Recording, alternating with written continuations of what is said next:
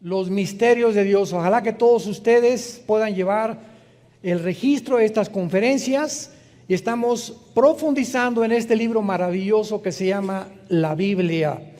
Y como cristianos, yo tengo 42 años de cristiano, no puedo creer todavía que, y podríamos tener 500 años de cristianos, que hay pasajes de la Biblia que leemos y que el año que entra lo vuelves a leer y dices, aquí hay algo que yo ya había leído y no lo había notado. Y lo puedes leer 500 veces, por ejemplo, el Evangelio de Juan, y descubrimos secretos, ahí estaban, pero no teníamos la iluminación del Espíritu Santo para entender la mente que está escondida, encriptada. Por eso Jesús hablaba en parábolas, porque escondía las verdades espirituales en un lenguaje sencillo para que solo aquellos que tienen a Jesús y que siguen a Jesús los pudieran comprender. Por ejemplo, en Mateo 13 Jesús les dice a los discípulos, cuando habló de la parábola del sembrador, vengan para acá.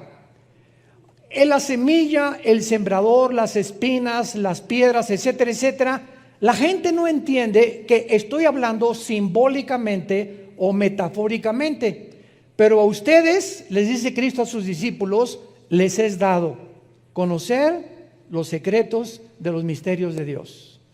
Como dice Deuteronomio 29:29, las cosas escondidas pertenecen a Dios, mas las reveladas a sus hijos.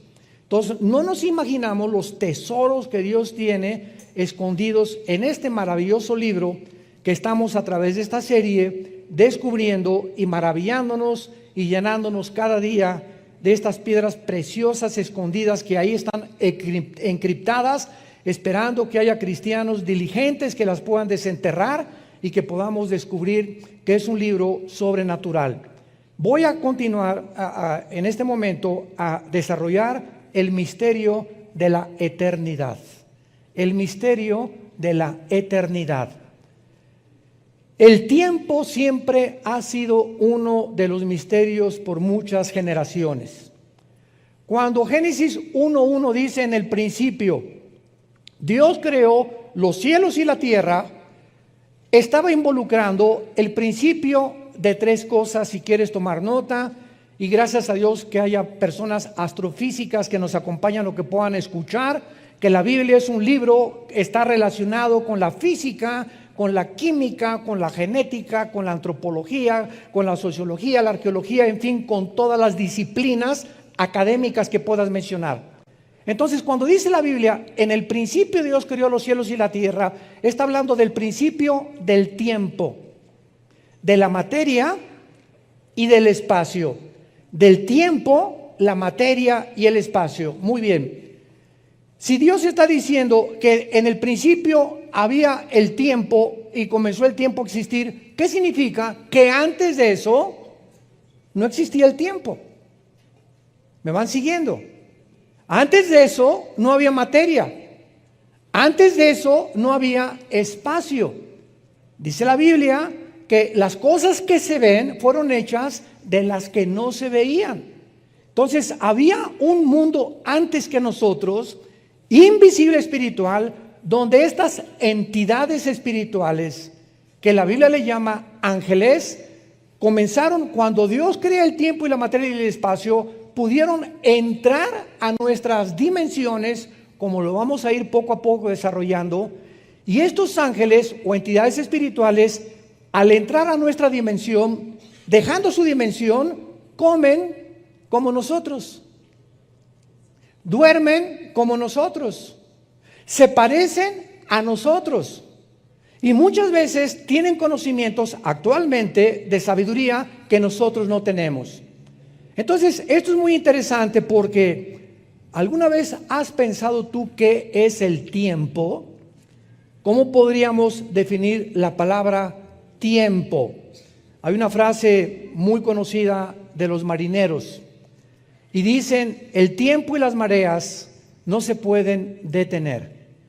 Muy bien, nosotros hemos inventado desde la antigüedad muchas formas para definir el tiempo, porque en la antigüedad pues se veía la posición del sol en el cielo, más tarde se inventaron los relojes de arena, después los de bolsillo, y actualmente tenemos relojes pues, de pulsera, de pared, computadoras, internet, donde todos los días estamos midiendo lo que es el tiempo. Vean ustedes este ejemplo. ¿Cuál es el presente ahorita de todo lo que les he compartido? El presente es una parte infinitesimal entre el pasado y el futuro. Cuando yo estoy hablando, ya pasó. El presente es infinitesimal. Y estamos entre el pasado y el futuro. Cada milésima de segundo que pasa, ese fue el presente. Y ya no existe. Lo que hace una milésima de segundo tú estabas pensando o haciendo, ya no existe. Porque ya forma parte del pasado. Entonces vemos cómo el tiempo es algo que viene así y al mismo tiempo se viene proyectando hacia el futuro, pero no quiero que se empachen todavía. Veamos por ejemplo en Apocalipsis capítulo 10 versículo 6 que la Biblia dice en este último libro de la Biblia, Apocalipsis 10:6, y juró por el que vive por los siglos de los siglos, que creó el cielo y las cosas que están en él, la tierra y las cosas que están en ella y el mar y las cosas que están en él, que el tiempo no sería más. La Biblia nos muestra que viene una época o un tiempo donde ese tiempo en el cual tú y yo formamos parte, que es el pasado, el presente y el futuro, ya no va a existir. Y esta es la razón, me estoy adelantando bastante, esta es la razón por la cual hay muchos teólogos que creen que las almas en el infierno no van a poder durar en la eternidad, porque van a ser aniquiladas o destruidas. Entonces una vez me acuerdo de una reunión que tuvimos de pastores, me hicieron esa pregunta a mí: ¿usted qué piensa del infierno? ¿Será algo eterno o será algo temporal? Y entonces cuando venimos a la Biblia descubrimos que ahorita después de esta época que se llama la iglesia, ¿qué sigue? Los 7 años de la tribulación donde la iglesia no puede estar.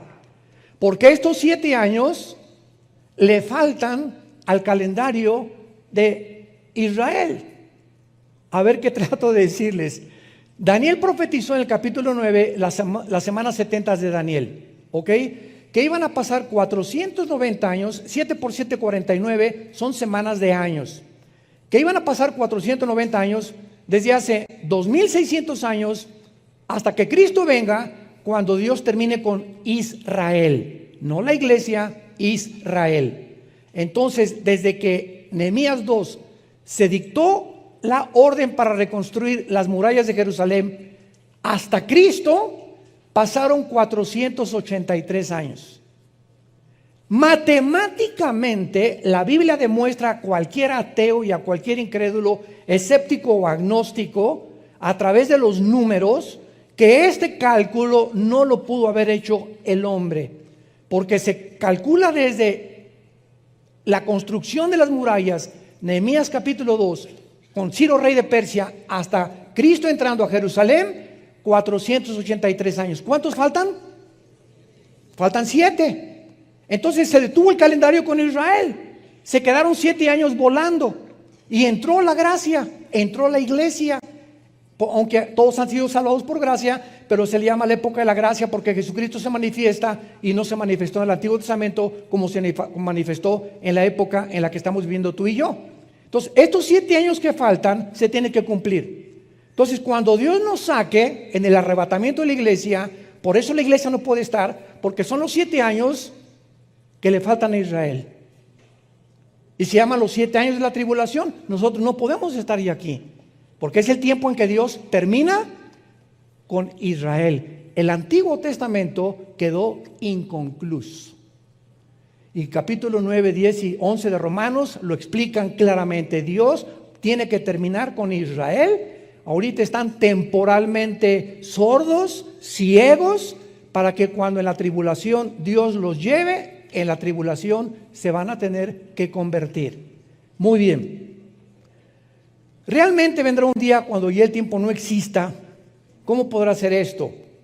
no nos podemos ni siquiera imaginar, ¿verdad?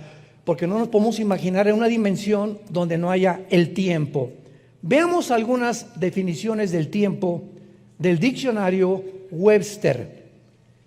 Una, el tiempo es una porción particular de duración, pasado, presente o futuro. El tiempo ha sido, es y será. El tiempo perdido jamás podrá ser recuperado. Sin duda hay mucho que digerir de estas definiciones, pero básicamente podríamos resumir que el tiempo es la totalidad de los elementos o de los tres elementos: pasado, presente y futuro. Eso es lo que es el tiempo para nosotros: pasado, presente y futuro. Ahora bien, cuando venimos a la Biblia, libro de los libros, este libro es el único libro de los billones de volúmenes que existen en las librerías en el mundo entero, el único libro que contiene la hiperdimensión. O sea, este libro nos transporta más allá del tiempo y antes del tiempo, y nos abre un panorama para mostrarnos lo que en el siglo pasado Alberto Einstein, el astrofísico y físico matemático alemán nacionalizado norteamericano, en 1920 más o menos 25, postuló su famosa teoría: energía igual a m, materia igual a la velocidad al cuadrado de la luz. Entonces, cuando Einstein manifiesta esta teoría hace 75, 80 años de edad, entonces el mundo científico es revolucionado y el tiempo entra a nuestras vidas como la cuarta dimensión.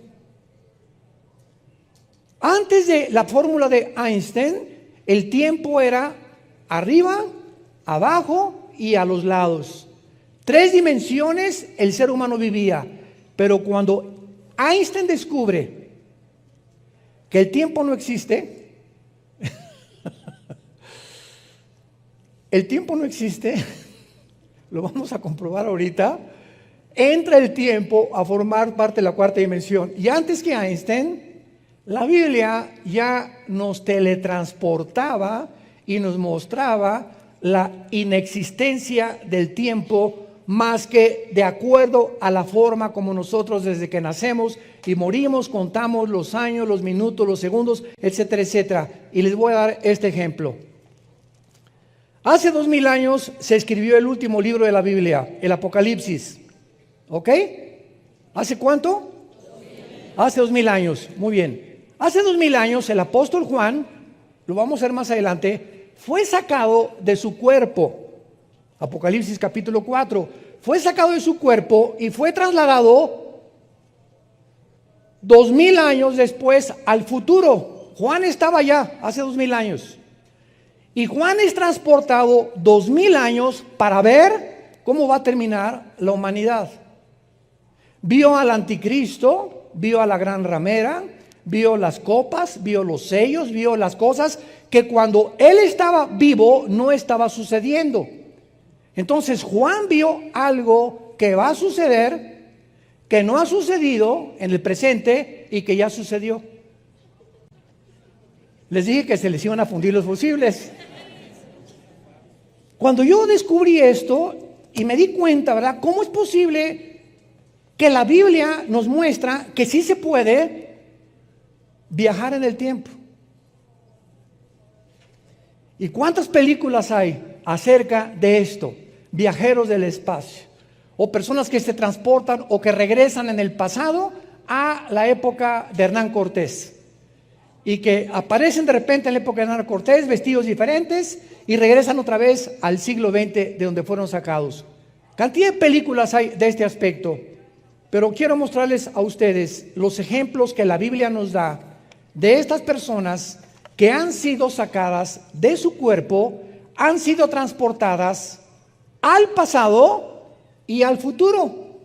Ezequiel capítulo 8. Veamos primero con el profeta Ezequiel. Todo esto está en la Biblia y muchos no lo han descubierto porque siguen con telenovelas, perdiendo el tiempo que no jamás se recupera en toda tu vida. Dice Ezequiel capítulo 8, en el 6º año, en el mes 6º, a los 5 días del mes, aconteció, es Ezequiel que está describiendo esto, que yo estaba sentado en mi casa y los ancianos, o sea, los líderes de Judá, estaban sentados delante de mí.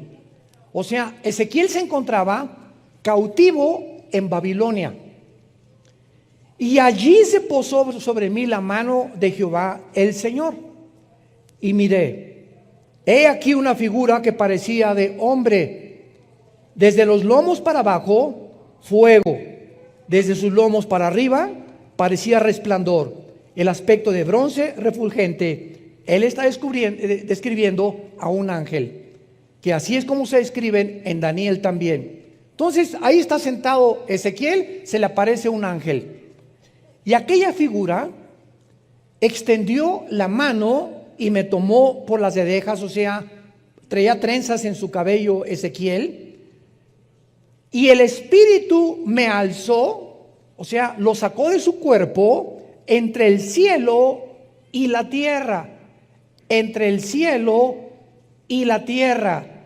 No arriba del cielo, entre el cielo y la tierra, donde el tiempo existe. Y me llevó en visiones de Dios a Jerusalén. En otras palabras, aquí está Ezequiel. Señor, ¿por qué estamos sufriendo todos los judíos? ¿Por qué estamos aquí en Babilonia exiliados, sin altar, sin sacerdotes, sin ofrendas, sin ovejas, sin nada? ¿Qué pasó, Señor? Realmente quiero saber. Eso es lo que anteriormente estaba Ezequiel pensando. Entonces Dios lo saca de su cuerpo y lo lleva al pasado a mostrarle a Ezequiel la razón por la cual se encontraban ellos en el exilio. Y cuando Ezequiel descubre todo lo que Dios le muestra, por ejemplo, en el versículo 5, Dios le dice, me dijo, hijo de hombre, alza tus ojos hacia el norte. Alcé mis ojos hacia el norte, he aquí al norte, junto a la puerta del altar, aquella imagen del cielo. Lo primero que Dios le muestra a Ezequiel es que en la entrada de lo que ellos tenían como el templo sagrado, había ídolos. Se habían vuelto a la idolatría, la imagen del celo, porque dice Santiago 4:4 que Dios es un Dios celoso. Y cuando nosotros dejamos a Dios siendo cristianos, por la novia, por el novio, por el deporte, por lo que sea, provocamos a celos a Dios. Son celos santos. ¿Qué significa esto? Que por el amor que Dios nos tiene, Él sabe que en cuanto nos alejamos de Él, comenzamos a autodestruirnos. Comenzamos a hacernos daño, creyendo que es mucho mejor lo que el mundo nos ofrece. No es cierto, no es cierto, no es cierto. Entonces Dios tiene que intervenir, lo que se llama en Hebreos 12 la disciplina de Dios, porque Dios al que ama duro y duro y duro, pau, pau, pau. Porque si no nos hace pau, pau y pau, Dios no nos pudiera amar. Los papás que no disciplinan a sus niños, no es cierto que los aman. Están involucrados en un sentimentalismo completamente negativo. Porque así como le hago al niño pau, pau, pau, lo abrazo y lo beso. El pau, pau, pau es señal que lo amo.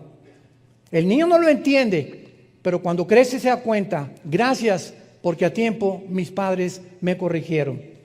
Bueno, ya más adelante, ¿verdad? En el versículo 14 de Ezequiel 8, lo lleva a la entrada a Ezequiel de la puerta de la casa. ¿Y qué es lo que ve Ezequiel? Mujeres sentadas endechando a Tamuz. Era la diosa de los fenicios. Las mujeres habían abandonado el seguir a Jehová porque los líderes, sus esposos, se habían involucrado en otros asuntos que no era seguir a Dios. Inmediatamente cuando un hombre abandona el hogar en el Antiguo Testamento, la esposa o las mujeres comenzaban a descarriarse, porque dependían totalmente de la dirección de los varones, de los sacerdotes. Y finalmente en el versículo 16, y dice Ezequiel, me llevó al atrio, o sea, lo mete al tabernáculo Dios, junto a la entrada del templo de Jehová, entre la entrada y el altar, 25 varones, sus espaldas vueltas al templo y sus rostros hacia el oriente, y adoraban al sol, postrándose en el oriente. Pero lo más grave de todo esto que Dios le muestra a Ezequiel, por qué se encontraban exiliados, se encuentra en el versículo 10 y 11. Entré pues y miré. Ezequiel está entrando al lugar santo, a lo privado, donde la gente de afuera del pueblo de Israel no podía ver lo que los sacerdotes hacían, y menos el sumo sacerdote en el lugar santísimo en Yom Kippur, cuando ofrecía el sacrificio final. Entré y miré, y toda forma de reptiles y bestias abominables y todos los ídolos de la casa de Israel que estaban pintados en la pared todos alrededor, y delante de ellos estaban 70 varones, los líderes de Israel. Tenían la mente completa llena de pornografía. La Biblia compara en Levítico 11 los reptiles y los animales abominables a Dios, siempre con la sexualidad. Y cuando dice la Biblia, y vio la desnudez, significa relaciones sexuales, como ayer explicamos en la conferencia a los jóvenes. Entonces, los líderes de Israel, que se suponía que tenían guiar a Dios, sus mentes estaban infectadas. Y el Espíritu Santo lo escribe con reptiles, ídolos, bestias abominables pintados en las paredes, o sea, en las paredes de sus mentes. Y entonces, en el capítulo 9, versículo 4, vean el juicio.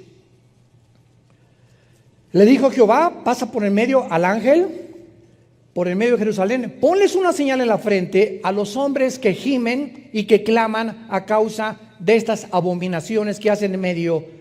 Y a los otros dijo, a los otros ángeles, pasad por el medio de la ciudad, matad, no perdone vuestro ojo, ni tenga misericordia. Maten viejos, jóvenes, vírgenes, niños, mujeres, hasta que no con ninguno, y comenzaréis con el Partido Comunista. Comiencen con los prostíbulos. Comiencen con todos los que se han involucrado en transgénero. Comiencen con los borrachos, parranderos y jugadores. Comiencen en mi santuario. El juicio comienza primero en la casa de Dios. Y lo confirma 1 Pedro capítulo 3 en el Nuevo Testamento. Si Dios va a juzgar al mundo, va a comenzar con nosotros. Antes de que Dios siga con más juicio en el mundo, va a comenzar a limpiar su iglesia.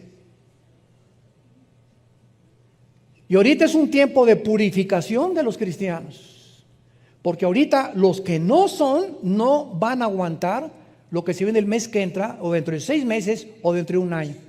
No lo van a aguantar.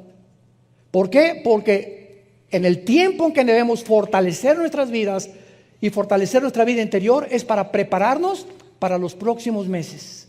Cuando dice David, Señor, enséñame a contar mis días para que traiga sabiduría, esa palabra contar en el hebreo es preparar. ¿Y qué es lo que nos prepara para mañana y para la semana que entra? La oración. ¿Qué es lo que nos prepara para el futuro? La oración. Vivir de rodillas. Velad y orad para que no caigáis en tentación. Las tentaciones que vienen ahorita en el mundo no nos las vamos a acabar. A los hombres y a las mujeres también. Y solamente van a sobrevivir los sobrevivientes de los Andes. Aquellos que han podido darse cuenta que estamos en una guerra espiritual. No estamos en Disneylandia ni en Reino Aventura. Estamos en una guerra espiritual. Y todo esto va a pasar ya. Pero los únicos que van a sobrevivir van a ser los guerreros. Los que vivieron de rodillas y tomaron en serio su palabra. Comiencen con mi santuario. Impresionante. Este hombre, Ezequiel, viajó al pasado. Se dio cuenta por qué Dios los mandó 70 años exiliados allá a Babilonia. Para que allá, bajo el exilio, bajo la presión, bajo el sufrimiento, la falta de comida, la falta de cine, la falta de todo, compararan con la vida que Dios quiere darnos. Y ahí pudieran arrepentirse ellos y darse cuenta que separados de Él, nada podemos hacer. Veamos ahora en 2 Corintios 12 otro ejemplo de otro hombre, el apóstol Pablo, que es sacado de su cuerpo. Y él no es transportado al pasado ni al futuro, simplemente Pablo sale como Ezequiel de nuestra dimensión. Dice 2 Corintios 12, ciertamente, quiero recalcar esto, cuando Pablo está escribiendo esto, ya habían pasado 15 años de su experiencia que va a narrar a continuación. No me conviene gloriarme, pero vendré a las visiones y a las revelaciones del Señor. Conozco a un hombre, o sea, él se describe así, en Cristo, que hace 14 años, si en el cuerpo no lo sé, si fuera del cuerpo no lo sé, Dios lo sabe, fue arrebatado hasta donde Dios tiene su trono, hasta el tercer cielo. Pablo fue sacado, y cuando él fue sacado, en su mente subconsciente, cuando él regresó, como cuando vemos el sueño, ¿era yo en el sueño? ¿Era realmente mi papá el que vi? ¿Era mi tía la que vi en el sueño, que me jaló los pies en la noche? Y comenzamos a darnos cuenta, nuestra mente consciente registra la mente inconsciente porque está en el subconsciente para que pueda ser almacenada, y es impresionante el almacén que tiene nuestra memoria de cosas que vemos todos los días. Tú puedes pasar en un mercado y ver una marchanta vendiendo mangos y llegas en la noche y te acuerdas de la cara y de la experiencia con la marchanta de los mangos. Y tenemos 1001 eventos y características y experiencias diarias que están todas en la mente. Por eso Romanos 12:2 nos dice, no se conformen a este mundo, o sea, no acepten que el mundo moldee vuestra manera de pensar. Si tú estás viendo siempre pornografía y telenovelas, está entrando todo a tu mente sin que te des cuenta, está moldeando tu subconsciente, tu inconsciente, y está provocándote que cuando estés en tu consciente, lo que entró por tus ojos, lo que oíste por tus oídos, va a determinar tu manera de vivir. Tu psicología determinará tu filosofía, y tu filosofía determinará tu manera como tú vivas. Tú eres lo que eres y haces lo que haces porque eso es lo que crees. ¿Y sabes por qué haces lo que crees? Porque has creído la mentira. Y Satanás es el padre de la mentira. Y cuando hacemos cosas malas es porque de la abundancia del corazón habla la boca. Cuando hablamos cosas malas y maldecimos es porque nuestro corazón así está infectado, enfermo. Nuestra alma está enferma por dentro. Y lo único que nos puede lavar es esto. Día y noche medita Josué en este libro de la ley. No se conformen a este mundo, dice Romanos 12:2, sino transfórmense. Cambia tu manera de pensar, cambia tu manera de entender. Comienza a llenarte, a memorizar la palabra de Dios, que llene tu palabra. 2 versículos en la mañana, 2 en la tarde, 2 en la noche. Memoriza la palabra, memoriza el Salmo 23, el Salmo 91. No puede, hermano, pues no, porque no memorizas. Es que no se me queda nada, pues porque nunca lo has practicado. Un niño de 6, 7 años puede hablar 4 idiomas. Un niño de 7 años puede hablar 4 idiomas. Hay niños que se están graduando de la universidad de 14, 15 años de edad. Nadie diga, no puedo. Sí se puede, cuando nosotros obedecemos la palabra de Dios. Y dice Pablo, fue arrebatado del cielo, y dice el versículo 3, conozco al tal hombre, si en el cuerpo fuera el cuerpo, no lo sé, Dios lo sabe, que fue arrebatado al paraíso. ¿Se acuerdan cuando Cristo estaba en la cruz? ¿Qué le dijo al ladrón? Hoy estarás conmigo. Estaba el paraíso todavía en el centro de la tierra. En el centro de la tierra. Después de la cruz, el paraíso ya no está en el centro de la tierra. Lo único que está en el centro de la tierra es el infierno. Ahí está todavía el infierno en el centro de la tierra. Pero Pablo dice, fui arrebatado al paraíso. El paraíso se subió al cielo. Porque todos los que estaban en el paraíso, esperando desde Adán hasta la muerte de Cristo, su crucifixión, fueron sacados de ahí y trasladados al cielo con Dios. Entonces el ladrón junto a la cruz bajó con Cristo en esos 3 días, y cuando resucitó Cristo se llevó a todos para que pudiéramos de la cruz a nuestros días, ausentes del cuerpo, presentes en el Señor. Y finalmente tenemos al apóstol Juan, Apocalipsis capítulo 4, que se encuentra exiliado por un emperador romano en la isla de Patmos, que está junto al mar Egeo. Está exactamente al occidente de Grecia. Si estás en la península griega, a la izquierda, en el occidente, ahí está la isla de Patmos. Y dice Juan, cuando estaba ahí en la isla, después de que describe los candeleros del capítulo 2 y 3, después de esto, miré, he aquí una puerta abierta en el cielo. La Biblia nos muestra que hay muchos hombres que estando aquí en la tierra, Dios les permite abrir el primer cielo, el segundo cielo y ver el tercer cielo. Cuando Esteban, ¿se acuerdan? Hechos capítulo 7, lo están matando a pedradas. En ese momento Esteban, cuando las piedras venían a romperle el cráneo y destruir su cara, se cayó de rodillas y dijo, veo el cielo abierto y al Hijo de Dios sentado junto al trono de Dios.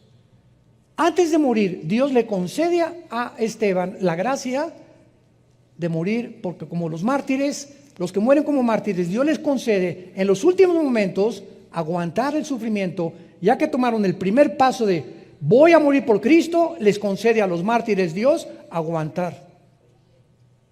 Y todos los que fueron quemados en el primer siglo y segundo siglo de la época cristiana, y todos los grandes hombres que los echaban a los leones, ahí estaban en los leones con los mamás, con la niña, con el chiquito, en los matrimonios, abrían las jaulas, salían los leones y los tigres y me decían, no, písanlo, sáquenme de aquí. Nadie, dice el historiador Josefo y Plinio, cantaban alabanzas a Dios. En ese momento eran llenos de un poder sobrenatural para morir como héroes y valientes y guerreros de Dios.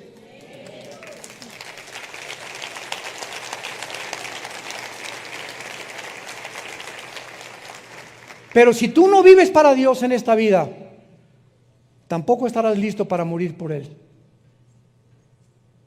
Si en esta vida fuiste cobarde y ni siquiera fuiste un testigo fiel de Dios, tampoco cuando tú mueras lo serás. Tenemos primero que vivir para que Dios nos conceda esa gracia al morir, de morir en paz, o por lo menos si morimos de esa forma como mártires, saber que en ese momento Dios nos sostendrá y nos proveerá la forma en la que pasemos al otro lado de la vida. Dice Apocalipsis 2, y ellos le han vencido por la sangre del Cordero y porque menospreciaron sus vidas hasta la muerte. Porque el que quiera salvar su vida, la va a perder, pero el que la pierda por causa de mí, la salvará. Muy bien, veamos ahora a continuación lo que hablábamos de Alberto Einstein con su teoría E igual a mc al cuadrado. La energía es igual a la masa por la velocidad de la luz al cuadrado. Veamos algunos aspectos acerca del tiempo. En Isaías 57, versículo 15, ya entramos un poco más profundo en este momento. De aquí en adelante vamos a ver que básicamente Einstein creía que era posible, vuelvo a repetir, viajar en el tiempo. Einstein lo aseguró, y esto es algo bíblico. Antes de que cualquier científico, astrofísico, psiquiatra, psicólogo, lo que tú me quieras mencionar, postule algo de genético, lo que sea, la Biblia ya lo decía con siglos de anticipación. Entonces vemos que Dios toma varias personas en la Biblia, como lo hemos visto, y vemos a continuación que realmente en el cielo no existe el tiempo. En el cielo no existe el tiempo, porque Dios es el que habita en el pasado, en el futuro o en dónde. Isaías 57:15. Así dijo el alto y sublime, el que habita en la eternidad, no el que habita en la dimensión de nosotros, y cuyo nombre es el Santo. Yo habito en la altura y la santidad, y con el quebrantado y humilde de espíritu, para vivificar o para hacer vivir el espíritu de los humildes. Nada más. Y para vivificar el corazón de los quebrantados. El mismo Dios que habita fuera de nuestra dimensión, de 4 dimensiones donde vivimos nosotros, todo el universo, hasta la última estrella y hasta el último planeta que pudiera existir, o hasta el último hoyo negro que se perciba en el cielo cósmico, todo el universo en el cual nos encontramos nosotros, en el planeta Tierra, todo el universo está bajo 4 dimensiones. Bajo 4 dimensiones. Y arriba de ese universo, nosotros pensamos, habrá una nave que salga de la Tierra a más que la velocidad, 300,000 kilómetros por segundo, que es la velocidad de la luz, y que podamos llegar al cielo, donde está Dios. No, porque ese cielo donde está Dios no está dentro del final del universo. Está fuera completamente de las 4 dimensiones donde exista la materia y donde existe el tiempo. Y es igual también cuando alguien dice, ¿y si hacemos un pozo en la tierra, llegaremos al infierno? No, porque abajo en la tierra no es Cancún. En el centro de la tierra, lo único que sabemos es que hay fuego. Esto es científico, por los geofísicos, es fuego. Pero si bajamos hacia la tierra, no vamos a encontrar el infierno, porque el infierno se encuentra en otra dimensión. En una dimensión donde los que están en el infierno están bajo una llama que no se queman. Están vivos y tienen memoria. Y recuerdan lo que hicieron en la tierra. Pero al mismo tiempo, ahí tienen ya 2,000, 3,000 años y no han envejecido. Están esperando ser sacados para ser lanzados después del milenio al lago de fuego. Entonces no vamos a poder encontrar el infierno, porque es otra dimensión invisible a nuestros ojos, que es más real que la de nosotros.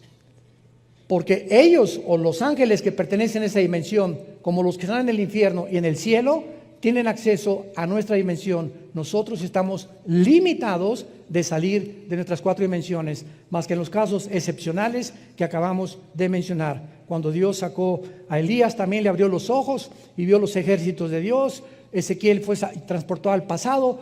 Pablo le reveló cosas a Dios que dijo, no hay lenguaje para decirles lo que vi en el cielo. Y Juan, que Dios le dio todo el Apocalipsis allá desde el cielo también. Entonces, en el tiempo, en la eternidad, no existe el tiempo, el pasado ni la materia. Y ahora vamos a entender esto para poder pasar más profundamente.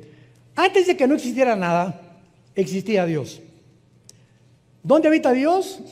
Vamos a poner aquí, ojalá tuviera yo aquí una pantalla o algo, ¿verdad? Pero vamos a pintarlo como fuera una franja en la eternidad. Y Dios decide crear un mundo o una dimensión en la que tú y yo vivimos. Y entonces Dios crea 3 cielos.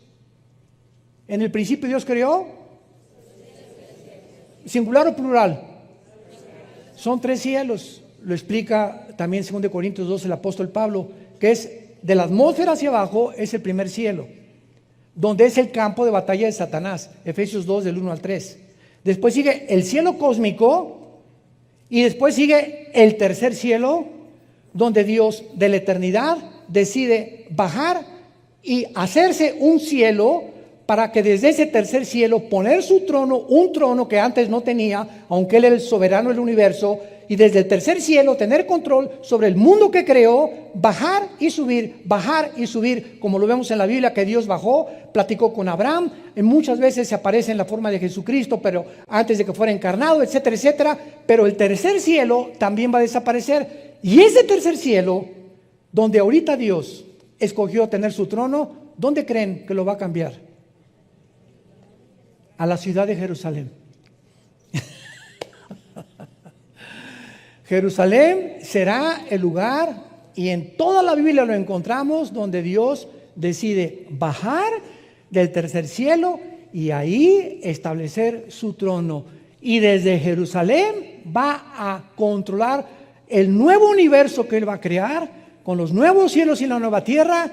¿Y quiénes creen que vamos a hacer ahora? Ya no los ángeles, sus agentes, que seremos enviados a quién sabe cuántas galaxias. ¿Quiénes creen que vamos a hacer nosotros? Bueno, ya se los dije. Nosotros. Insignificantes moluscos que somos ahorita. Caracoles que no entendemos muchísimas de las cosas de Dios. Limitados por la muerte, el sufrimiento, la tristeza.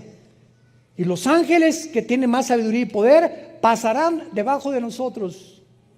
Porque ahorita los ángeles se les llama en la Biblia la familia de Dios en el cielo. Y nosotros somos la familia de Dios en la tierra. Entonces Dios tiene dos familias. Y lo encontramos en el Nuevo Testamento en muchísimos versículos. La familia que está en el cielo y la familia que está en la tierra. Y la familia que está en la tierra, ¿por qué estamos atravesando lo que estamos atravesando? Y vamos a sufrir lo que hemos sufrido o lo que ya pasamos, etcétera, etcétera. Porque está Dios formando en este campo de entrenamiento que es nuestra vida, que así se pasa, formando nuestro carácter. Porque cuando tú mueras, vas a seguir siendo tú. Tú, Fernando, vas a seguir siendo Fernando de Atizapán de los elotes. Y tú vas a seguir siendo Carmelita y yo voy a seguir siendo Armando, pero con otra mentalidad. Pero la conciencia, nuestro yo, nuestro ego, vamos a seguir siendo nosotros. Claro que con cuerpo ahora, Rambo se va a quedar chiquito. Y Madonna para las mujeres, ¿verdad? Pero nuestra personalidad no la podemos dejar. Seguiremos siendo nosotros. Y nos vamos a dar cuenta cuando veamos todo lo que vamos a hacer, que valió la pena. Como dice Romanos 8, el apóstol Pablo, las cosas que hemos sufrido no se pueden comparar con las glorias que Dios tiene para aquellos que le aman. Y que han pagado el precio de ser fieles hasta la muerte. Perteneces tú y tú a esa clase de guerreros. ¿O prefieres vivir en esta vida lo que el mundo te da? Tristezas, vergüenzas, frustraciones, desilusiones y amarguras, todo lo que el pecado le ofrece al ser humano. Les pongo la bendición y les pongo la maldición. Tú tal vez hoy vas a escoger a quién quieres seguir. ¿Quieres seguir siendo maldecido en tu vida o quieres seguir siendo bendecido en tu vida? El que quiera cargar su cruz, que me siga. Porque no podemos seguir a Jesús sin cargar esa cruz, sin estar dispuestos a sacrificarnos por los demás. En eso consiste el liderazgo espiritual. Muy bien, y en penúltimo lugar, veamos ahora que si Dios creó el tiempo al principio, es lógico que Él ya existía, como lo estamos viendo en la eternidad. Y el misterio del tiempo es algo que nuestra mente finita, actualmente ilimitada, nunca podrá comprender su extensión. Por eso decíamos que cuando el infierno está ahorita y hay gente sufriendo en el infierno, y dice en Apocalipsis 20 que el anticristo y el falso profeta van a ser lanzados al lago de fuego, después de 1000 años, o sea, tiene ahorita miles de años los que están en el infierno. Después del milenio sigue la eternidad, la Nueva Jerusalén. Y en la Nueva Jerusalén, Apocalipsis 21 y 22, ya el tiempo no existe como ahorita. Entonces la pregunta es, en la eternidad, cuando dice la Biblia, sufrirán el infierno por los siglos de los siglos, estos siglos es una medida del tiempo.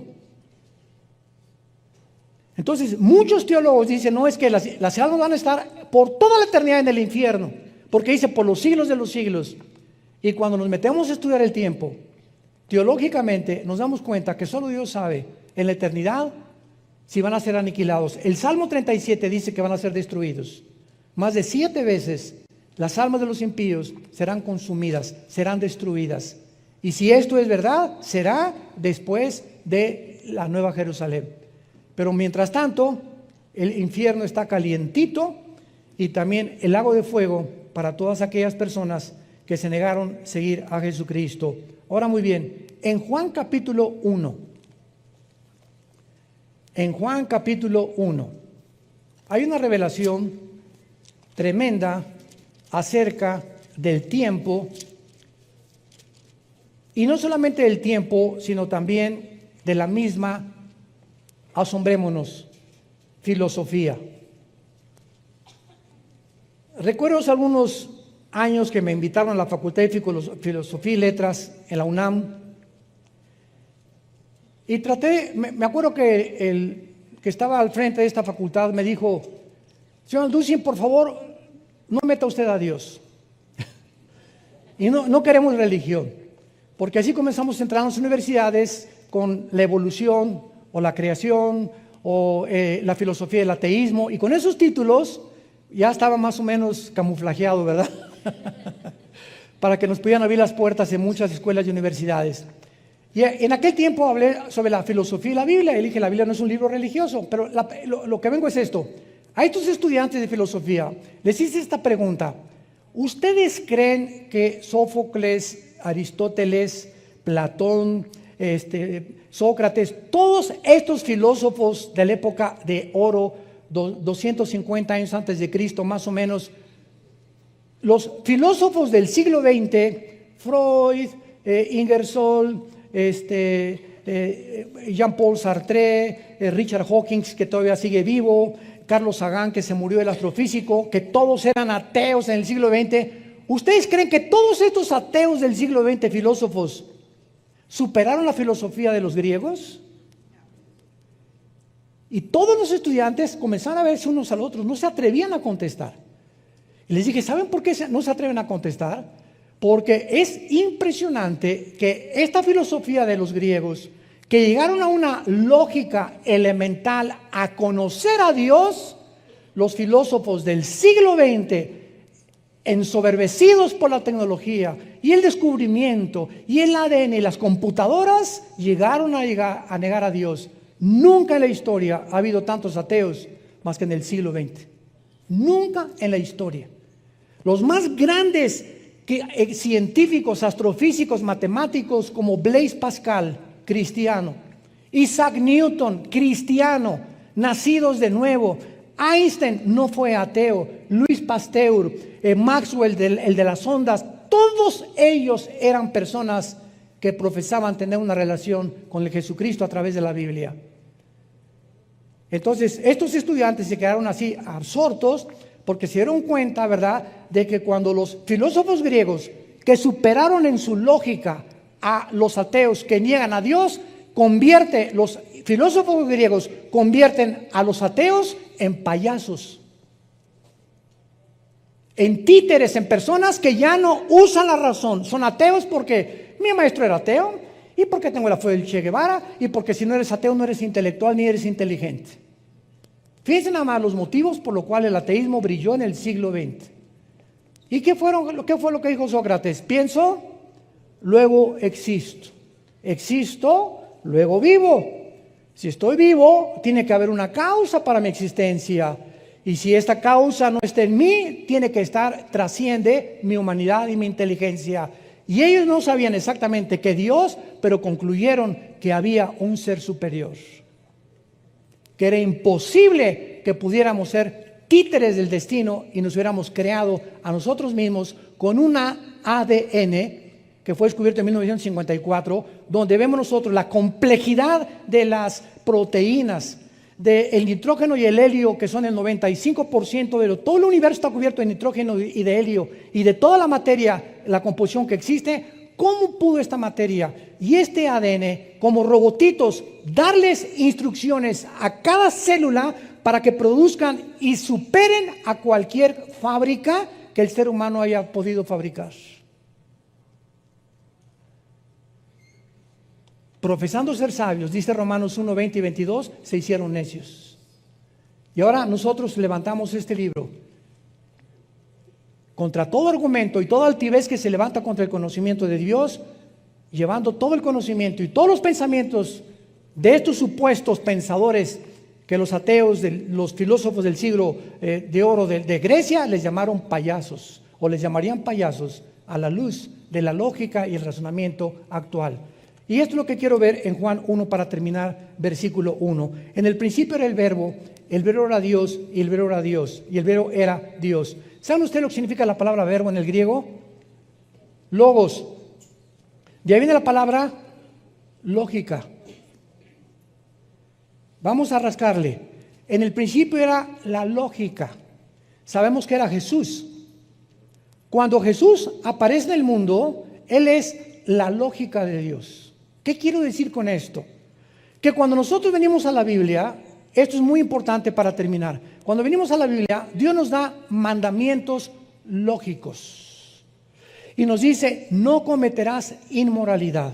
Escúchenme, si yo a mis hijos les digo, no vayas a la discoteca, sin la lógica detrás de esa orden que les estoy dando, o sea, sin explicarles, mira, hay drogas, hay esto, y con esa lógica mis hijos ya entienden por qué no venir, pero si les digo, no vayas, porque se tienen que someter, es la ley. Soy un padre legalista. Cuando tú ordenas sin dar una razón por lo cual tú estás ordenando, no hay lógica detrás. Y cuando nosotros los cristianos creemos, no simplemente lo creo, porque lo creo sin entender por qué Dios nos dice lo que nos dice, estamos viviendo una vida legalista. El otro día una persona nos preguntó a mi esposa y a mí que si podía ir al doctor, que por qué ella tenía fe en Dios, y que su pastor le dijo que si iba al doctor no tenía fe. Le dije, la fe no está divorciada del sentido común. La lógica me dice, como dijo Charles Spurgeon, si me enfermo le pido a Dios, y si no me cura Dios voy al mejor médico de la ciudad, porque también Dios cura a través de la medicina.